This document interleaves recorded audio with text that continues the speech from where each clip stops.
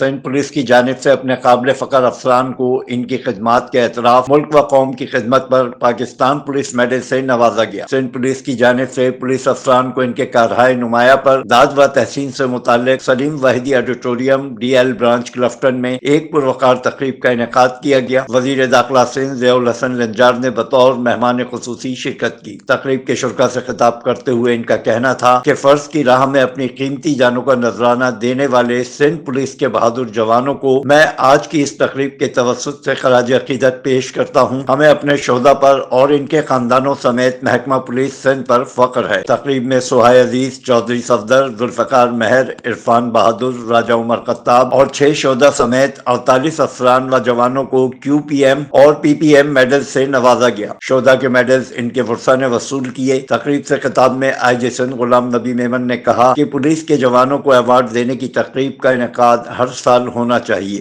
آج کی اس تقریب میں 2014 سے لے کر 2022 تک کی کارکردگی اور کارہائے نمایاں پر مشتمل ایوارڈ پولیس افسران اور جوانوں کو دیے جا رہے ہیں۔ تقریب تقسیم میں میڈلز ریوارڈز میں ایڈیشنل چیف سیکرٹری برائے داخلہ اقبال میمن، حکومت سندھ کے ترجمان سمیت سید واحد حالی پوٹو، گھمر اسران سمیت آئی جی Sindh Ghulam Nabi Memon, additional I G Karachi, D I Gs, S S Ps و دیگر سینئر افسران نے بھی شرکت کی۔ Afzal Khan, C110 news, Karachi.